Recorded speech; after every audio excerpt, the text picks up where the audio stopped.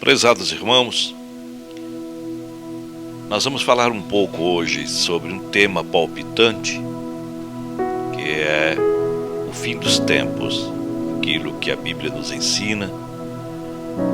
Evidentemente que nós respeitamos todas as visões que tem nesse aspecto, mas eu quero comentar dentro de uma visão que eu entendo ser a mais aceitável dentro do campo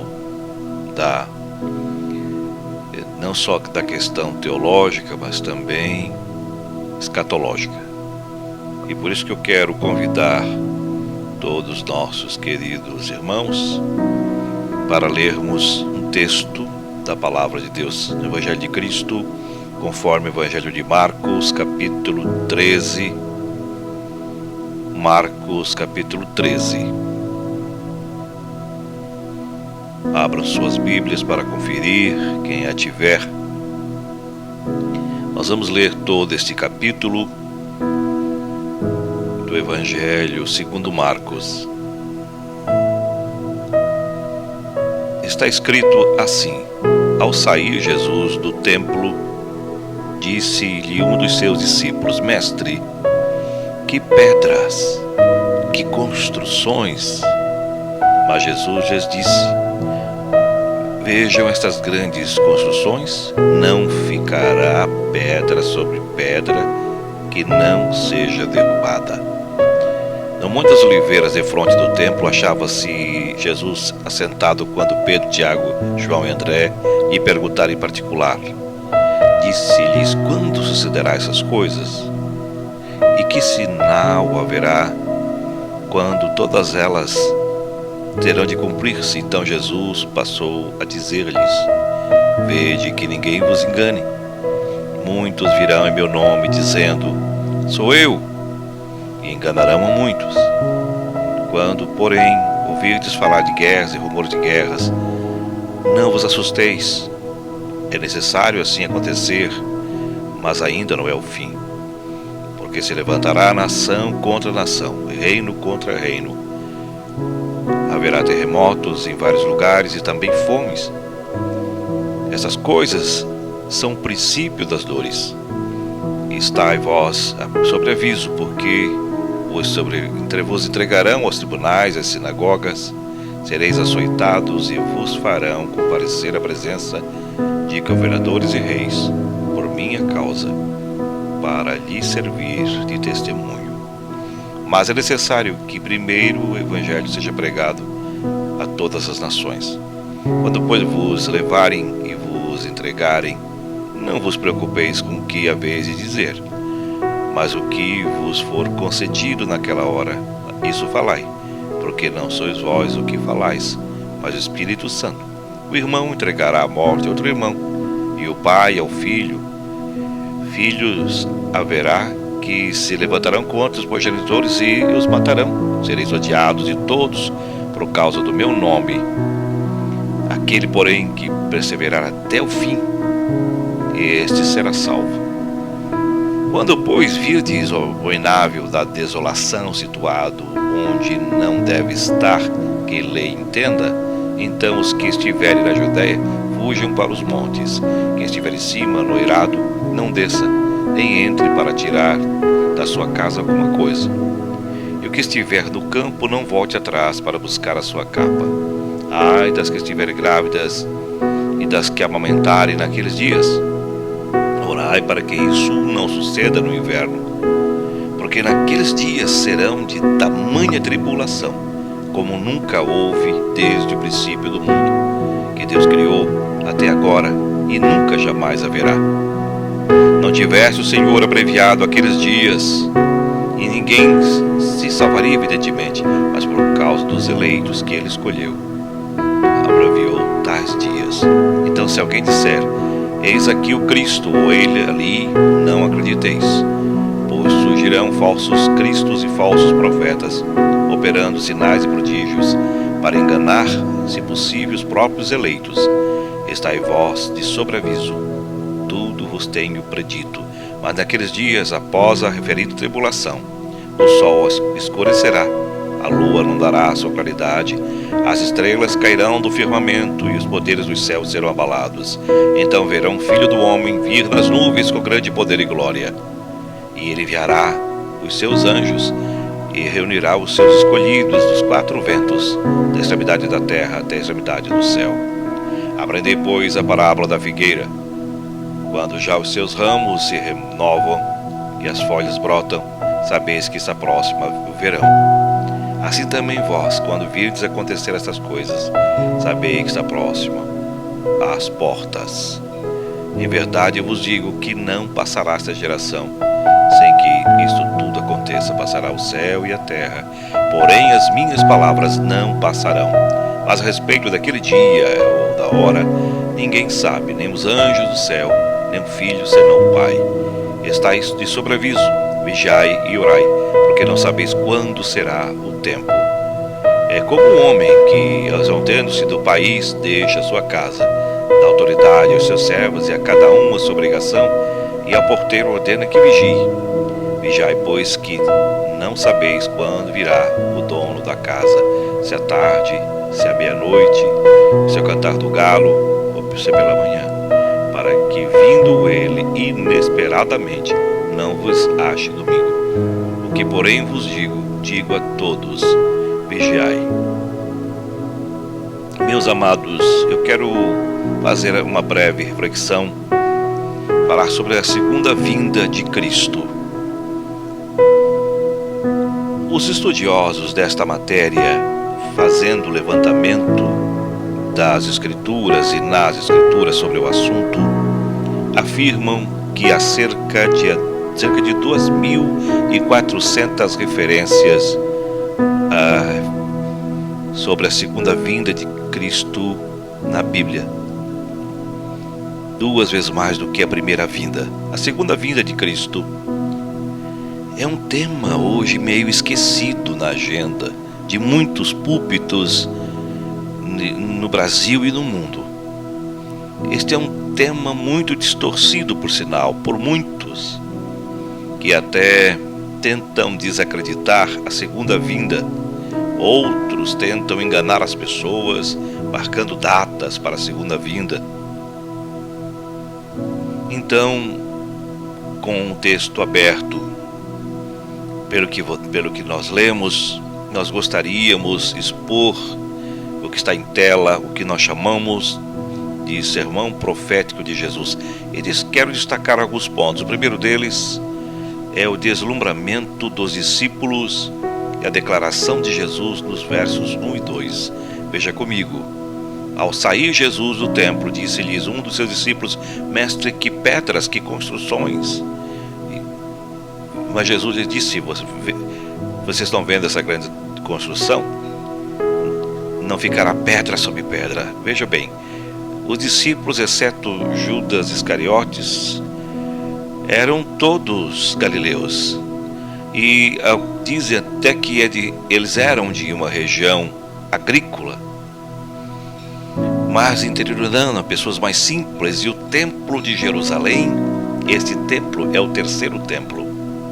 O primeiro templo foi Salomão quem construiu, na sua grandeza e majestade. O segundo templo foi erguido por Zorobabel, um templo modesto. Mas esse terceiro templo, ampliado e embelezado por Herodes o Grande, era um grande palácio de mármore branco, bordejado de ouro. Era uma das mais belas construções do mundo na época. Era colossal, uma coisa que admiravam os grandes admiradores da arquitetura da época. Então as pessoas que vinham do interior ficavam olhando a beleza do templo e eles explodiam exclamações. E por isso que eles disseram: Mestre, que pedras, que construções, que coisa grande e maravilhosa.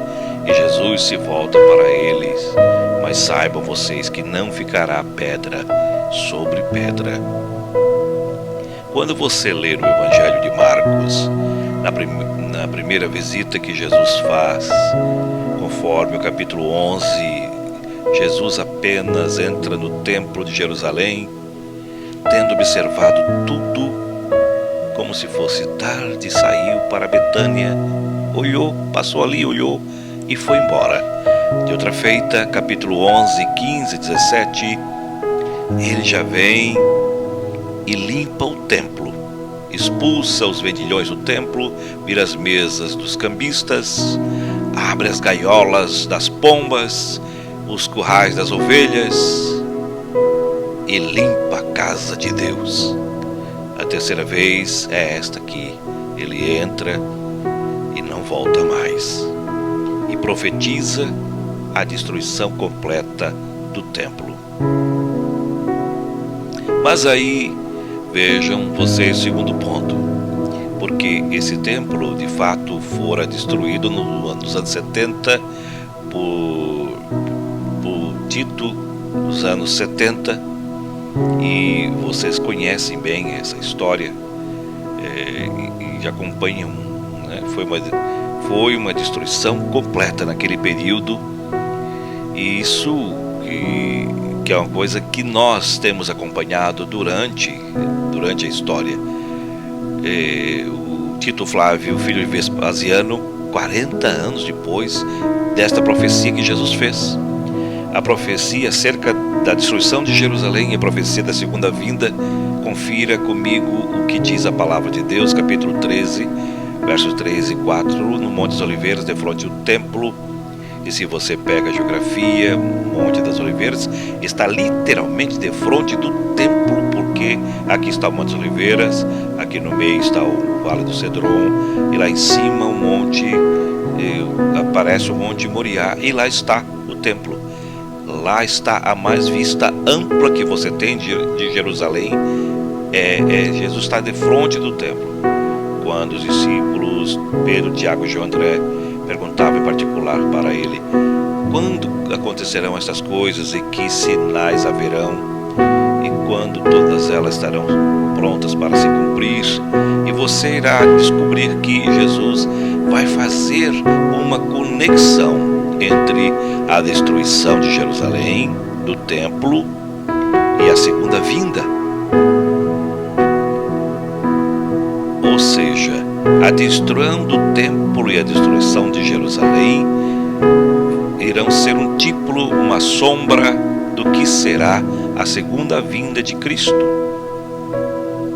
Bom, vocês sabem que no ano 66 da era cristã começa a guerra judaica.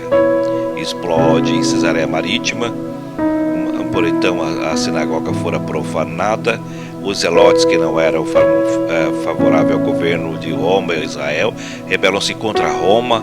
Roma manda para lá o general Tito, que era filho do imperador Vespasiano, que governou de 69 a 79, envia Tito Fávulo para Israel para controlar o botim em 66, 4 anos depois.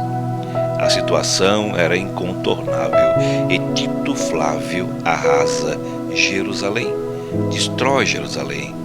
Enquanto o tempo ardia em chamas nas ruas, crianças, homens, mulheres e velhos eram pisados, passados a fio da espada e completamente massacrados, promovendo então o que nós chamamos a maior diáspora dos judeus de todos os tempos, dos anos 70 até 14 de maio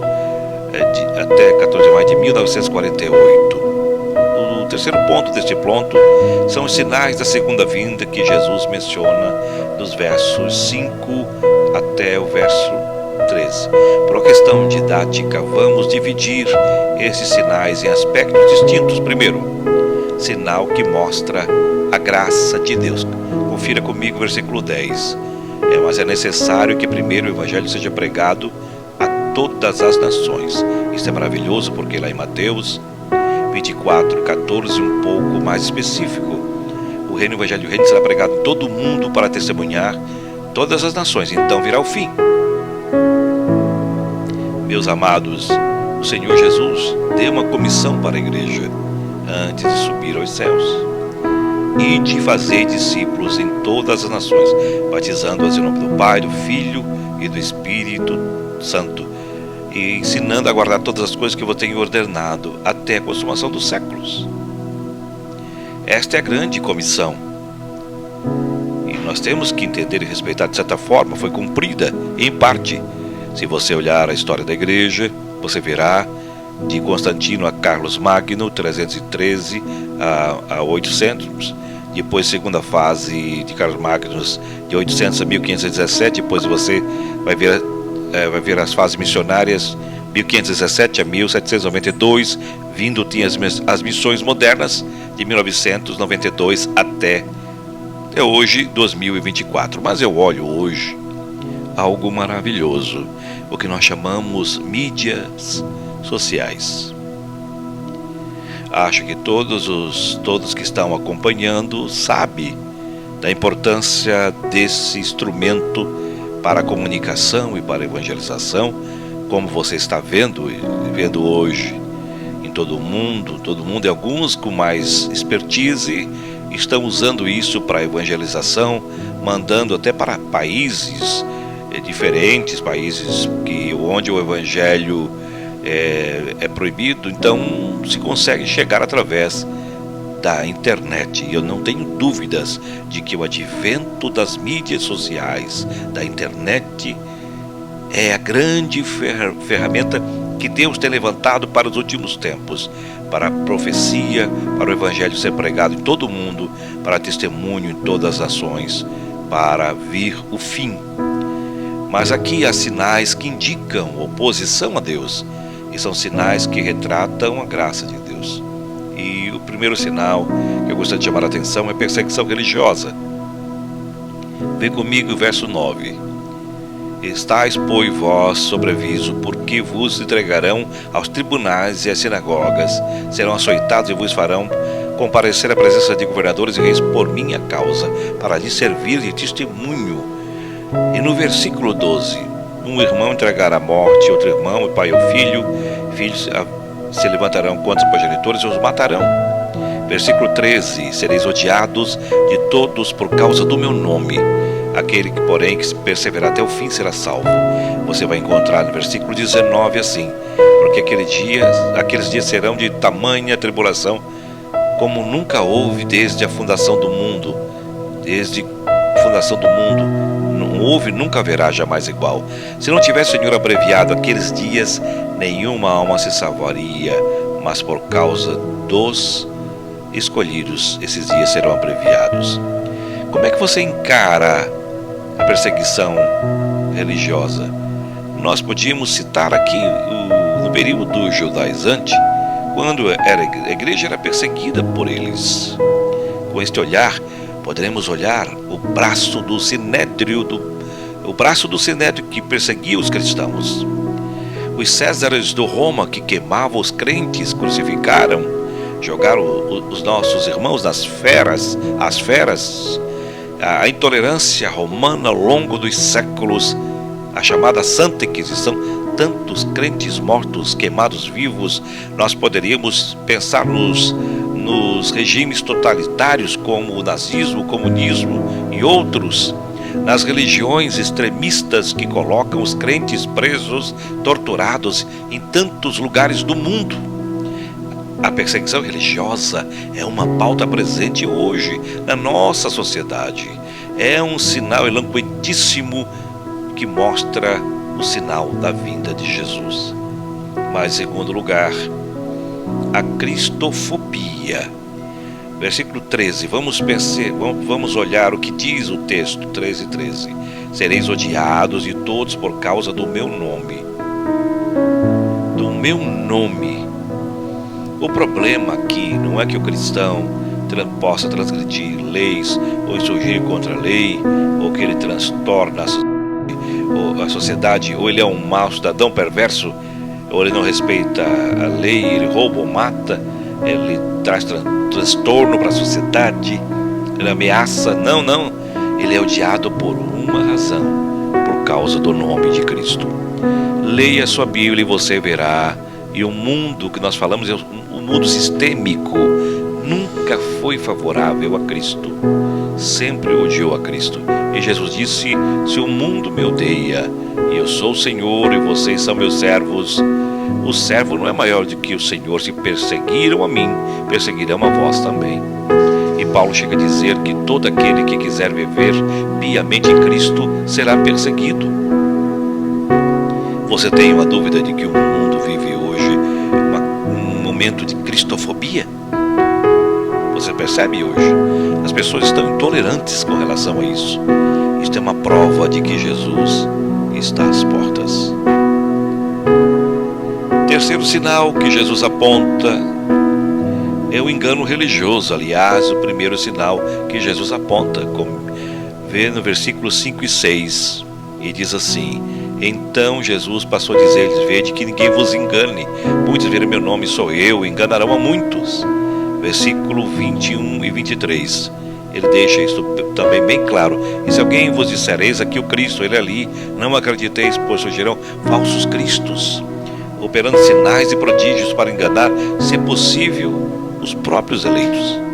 Então você vai encontrar falsos apóstolos, falsos profetas, falsos mestres, falsos pastores, falsas doutrinas, falsas igrejas, falsos crentes.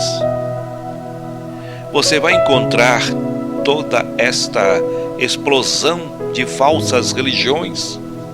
Surgem 5 novas cada dia, todo dia. E isto é uma prova de que Jesus está às portas.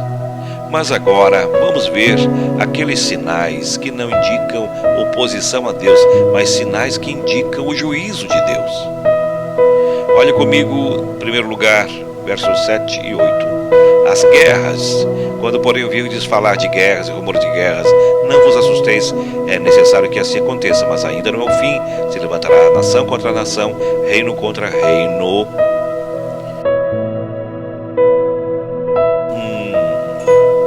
Um egrégio historiador disse que a história da humanidade é a história das guerras.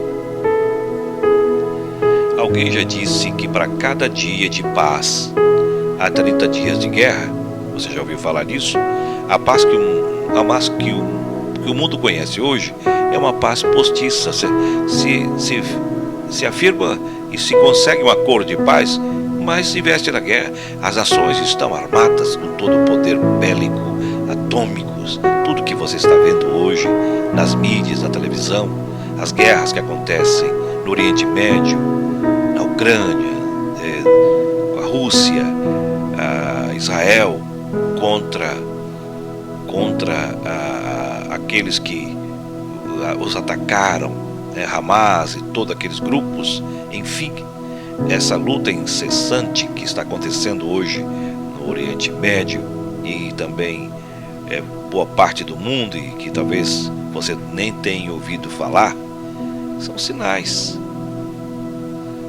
Guerras químicas, guerras biológicas.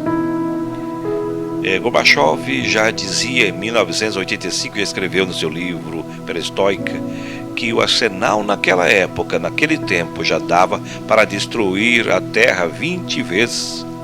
Os especialistas dizem que se houver de verdade uma terceira guerra mundial, para se lançar mão do que se tem hoje, daria para destruir o planeta várias vezes e transformar a Terra em poeira cósmica. É claro que à luz da Bíblia, quem irá apertar o botão mesmo não será um homem, mas o próprio Deus. Louvado seja Deus. Mas as guerras estão aí. No auge do humanismo, otimismo humano no século passado, nós tivemos 2 guerras mundiais, 1914 e 1918, 30 milhões de pessoas mortas. Não aprendemos a lição. Segunda Guerra Mundial, 1939, 1945, 60 milhões de pessoas mortas. Nós não aprendemos a lição.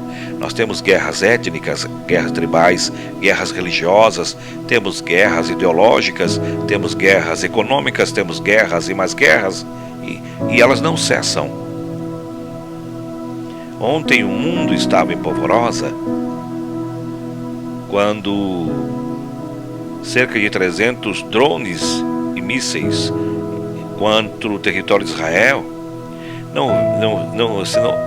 se não houvesse essa capacidade de rebater essas armas mortíferas, muitos teriam morrido.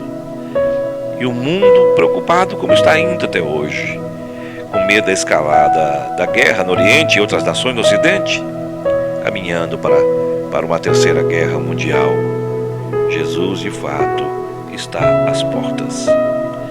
Mas comigo observe um outro sinal que indica o juízo de Deus. São os terremotos. Por gentileza, o que diz a palavra de Deus? Está escrito assim: haverá terremotos em vários lugares e também fome. É claro que os terremotos sempre aconteceram, mas só para dar esta estatística para vocês, 1890, 1930, apenas 8 terremotos medindo acima da escala Richter 6.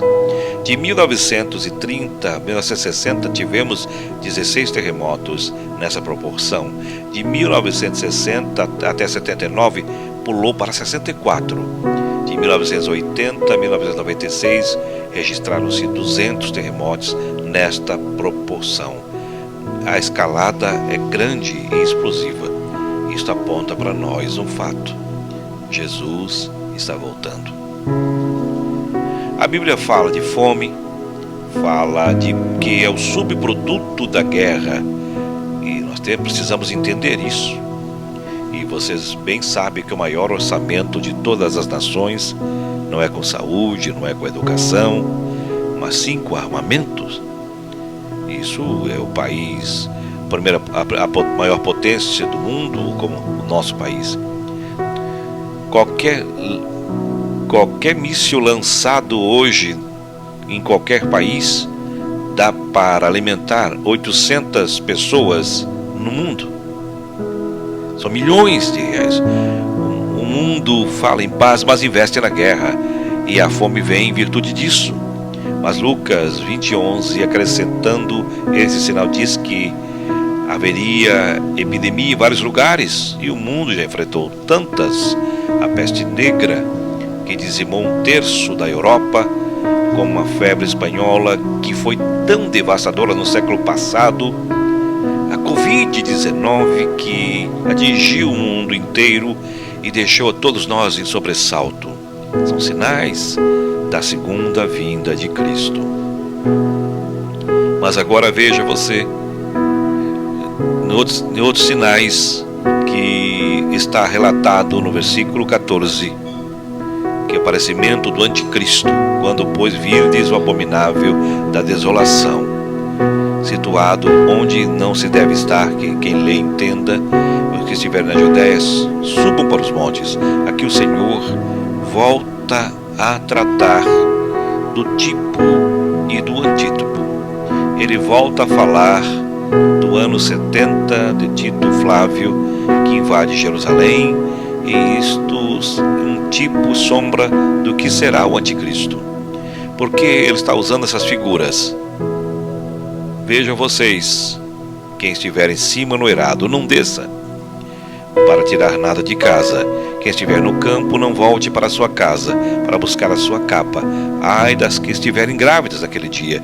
Ai das que estiverem grávidas naquele dia. Orai para que não aconteça no inverno. Porque Jesus está dando uma profecia, está falando de fatos que iriam acontecer, que estaria acontecendo 40 anos depois, no ano 70. A invasão de Jerusalém foi horrível, foi realmente algo devastador.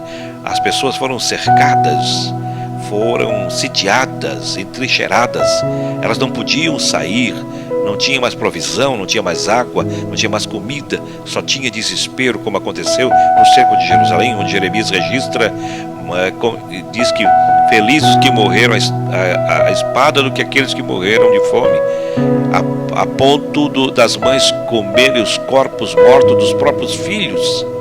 E o que está dizendo é o seguinte: uma mulher grávida, ai das grávidas daquele dia, porque elas não conseguem correr.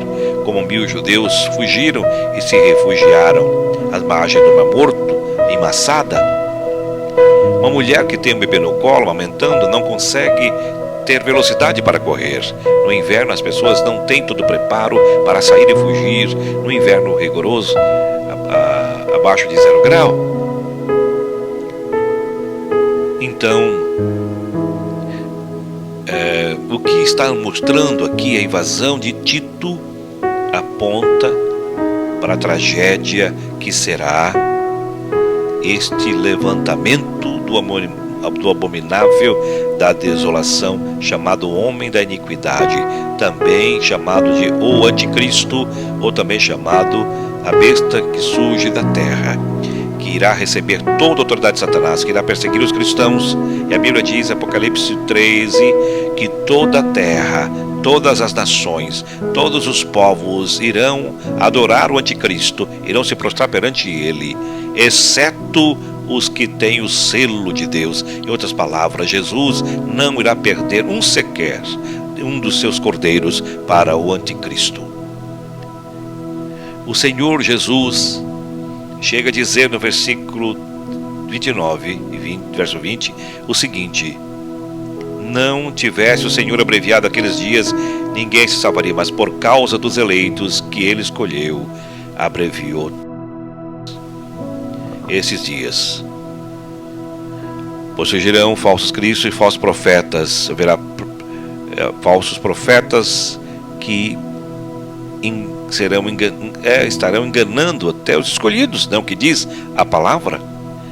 É o que está registrado na palavra, nada novo o que estou falando aqui.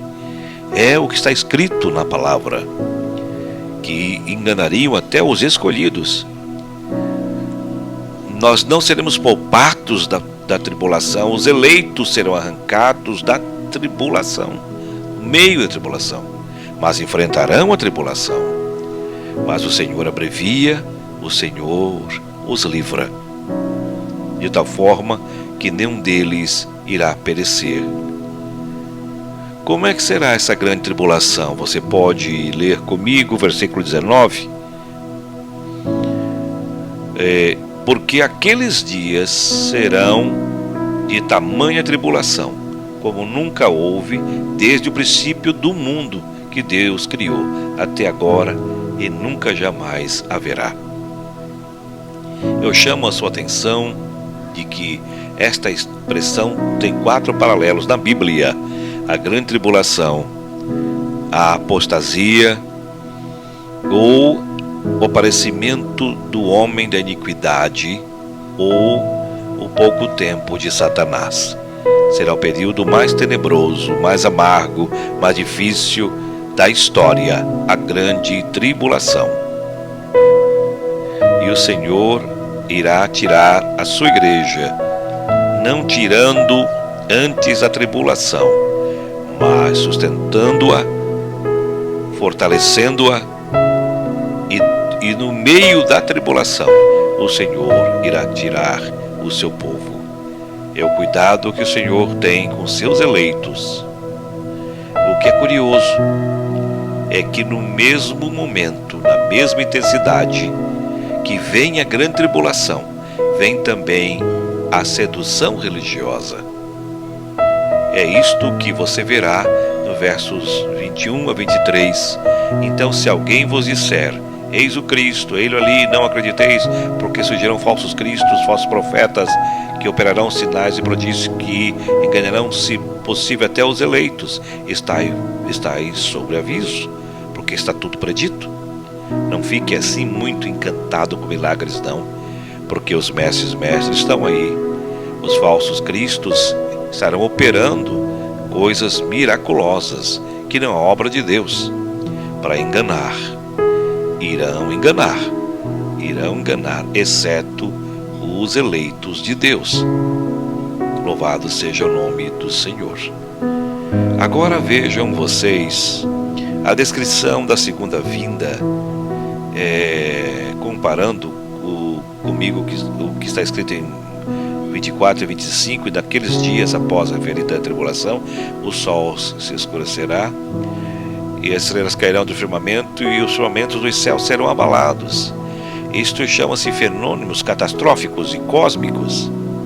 E quem vai tratar isso de forma detalhada. O apóstolo Pedro trata disso de forma interessante. Se nós pudermos ler o que está escrito lá, mas vamos ler vamos citar o que está escrito lá, porque ele descreve com tamanha eloquência. O apóstolo Pedro coloca bem isso, e de uma forma muito clara e objetivo. Ele trata desses fenômenos da natureza. Capítulo 13, Pedro diz assim, versículo 7. Se você ler, você vai entender o que ele diz. 3:7, Pedro diz assim: ora, os céus que agora existem e a terra, pela mesma palavra, têm sido entesourados para fogo, estando reservados para o dia do juízo, entre o estrão dos homens ímpios. Versículo 10 diz: virá, entretanto, como ladrão, o dia do Senhor, no qual os céus passarão com um estrepitoso estrondo, os elementos se desfarão abrasados, também a terra e as obras que nela existem serão apagados, serão destruídos, esperando e apressando a vinda de Deus, por causa do qual os céus incendiados serão desfeitos e os elementos abrasados se derreterão. É uma cena interessante, dramática, pavorosa, química, de bomba química, ou bomba nuclear, ou algo parecido. É umas coisas mais dramáticas da história que nós poderemos imaginar. Qual é a posição do crente nisso? O que diz a Bíblia, 2 Pedro 3,13? Porém nós, segundo a sua promessa, esperamos novos céus e nova terra, nos quais habita a justiça. Louvado seja o Senhor, glória a Deus por isso. Como é que será a volta do Senhor? Veja bem, conforme Marcos 13, verso 26, ela será visível. Está escrito assim: então verão o Filho do Homem nas nuvens, com grande poder e glória. Verão. Eles verão, todos verão. Apocalipse 7 diz que todo olho o verá, até que aqueles que o transpassaram. O que significa isso? Significa o seguinte: quando Jesus voltar, algumas coisas irão acontecer. Primeiro, os mortos irão ressuscitar. Uns para a ressurreição da vida, outros para a ressurreição do juízo. Só depois os que estiverem vivos serão transformados e arrebatados. Então aqueles que cuspiram de Jesus, aqueles que exportaram a Jesus, aqueles que pregaram Jesus na cruz, vão ter que ressuscitar, vão ter que ver Jesus na sua glória, terão que se ajoelhar, terão que confessar que Jesus Cristo é o Senhor, para a glória de Deus Pai. Não a confissão alegre, festiva, submissa para ir para o reino da glória, não, terão que fazê-lo imediatamente, irem para o fogo eterno, preparado para o diabo e seus anjos. É assim que a Bíblia diz. Mais do que isto, a segunda vinda do Senhor será gloriosa. Versículo 26, a parte B, diz que ele virá com grande poder e glória. Significa o seguinte: quando ele vier, ele não virá como na primeira vinda, montado jumentinho, humilde, não tendo onde reclinar a cabeça, mas ele virá como rei vencedor. Na sua coxa estará escrito Rei dos Reis, Senhor dos Senhores. E ele virá, Coríntios 15:25, colocará seus inimigos debaixo de seus pés, e colocará no lago de fogo o anticristo, o falso profeta, o diabo, a morte e todos aqueles cujos nomes não estão escritos no livro da vida. E ele terá triunfar completamente, finalmente irá entregar o reino para o Pai, e ele reinará para a sua igreja para sempre e sempre. E louvado seja o Senhor, e assim será a vinda do Senhor. Mas eu quero chamar a necessidade de todos nós, chamar a atenção, para que pensemos um pouquinho. A vinda do Senhor será precedido por avisos claros, conforme Jesus conta uma parábola de um homem que vai para um outro país e deixa seus funcionários da sua casa encarregados de cuidar da casa, e o Senhor então vai mostrar para nós na sua palavra, conforme diz de 33 a 34, começando um pouquinho antes, tem uma outra ilustração daqui, fala também da figueira, e ele diz, para comparar na sua parábola, quando os ramos se renovam, quando as figueiras começam a renascer, é um fenômeno natural. Lá em Israel, quem já foi lá sabe disso, as figueiras são comuns lá. Quando começa a florescer, assim, quando virdes acontecer estas coisas, sabei que está próxima as portas. Olhai para a figueira. Outra coisa está às portas. Esses sinais estão aí. São visíveis, são eloquentes, são inegáveis. As portas. E Jesus garante a confiabilidade da sua palavra, dizendo o seguinte, versículo 31, passará o céu e a terra, porém as minhas palavras não passarão. E ele virá de sobreaviso. E também nos orienta. E vai dizer, no verso 32, que será uma vinda imprevisível. Porque você não sabe. Porque diz assim, mas a respeito daquele dia e hora, ninguém sabe, nem os anjos, senão o Pai. Eu acho impressionante isto, não é óbvio esse dia. Será um dia comum. Aliás, outro relato paralelo deste, será como no dia de Noé. Jesus comparou. Noé passou 120 anos pregando. Uma coisa é você pregar no primeiro dia, outra coisa é pregar quando a arca está no meio da obra, outra coisa é pregar quando estava fazendo o acabamento da arca, ou outra coisa é pregar quando a arca está pronta, outra coisa é pregar quando acabou a obra, a construção acabou, a arca está pronta, agora, ou não terá outra chance. E como é que estavam aquelas pessoas? Como disse Jesus, casando, dando-se casamento, comendo, bebendo, vivendo suas vidas normais. Que pecado é nisso? Comer, beber, comprar, vender, casar e dar-se em casamento. É nossa vida, é o dia a dia. Qual é o problema? O problema é que as pessoas estão vivendo suas vidas comuns, sem prestar atenção, vendendo, bebendo, fazendo festa, se divertindo, casando, e sem levar Deus em conta, sem parar nas consequências que a vida tem. Jesus mandando vigiar, está chegando a hora. E quando o dilúvio chegou, pegou todo mundo de surpresa, despreparado. E quando Jesus voltar, tanta gente vai estar despreparada. Gente que parecia crente, gente que parecia como eram as virgens nécias, tudo semelhante, igual, mas sem azeite nas lamparinas. Cuidado. Jesus vai mostrar que a sua vinda será não somente imprevisível, inesperado, conforme o verso 33 a 36, quando diz, está de sobreaviso, vigiai e orai, porque não sabeis quando será o tempo. Verso 35 diz assim, vigiai, pois, porque não sabeis quando virá o dono da casa, se à tarde ou meia-noite, ou cantar do galo ou pela manhã. Ou conta a história do camarada que foi para outro país, deixou a sua casa aos cuidados dos servos e disse para o vigia, você fica vigiando, fica cuidando. Você não distraia, nem o servo, nem o vigia vai saber quando iria chegar o proprietário da casa. O Senhor nos colocou, melhor dizendo, todos nós, numa mordomia para cuidar da casa. Diz vigiai, cuide. Versículo 30, você não sabe se é à tarde, se é à noite ou pela manhã.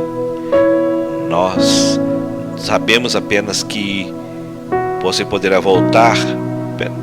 Você pode voltar meia-noite ou à tarde, porque nós temos a questão de fuso horário, então nós não podemos prever. Se Jesus voltar para nós 8 da noite, estará voltando para o Japão 8 horas da manhã. De noite aqui, Se aqui é noite, lá é dia, e assim sucessivamente. Se é de tarde aqui, é à noite na Europa. Então ele pode voltar de manhã, ele volta meio-dia, ele volta à noite, ele volta à meia-noite, ele volta de madrugada. Não importa onde você esteja, ele irá voltar. Ele irá voltar. E eu gostaria de colocar ainda um último versículo, que a palavra de Jesus é esta: eu porém vos digo a todos, vigiai, vigiai, porque ninguém sabe a hora. Pode ser agora, poderá ser amanhã, poderá ser daqui a pouco. E eu quero dizer que alguns teólogos, estudantes de escatologia, muitos sábios, no alto da sua sapiência, não esquece.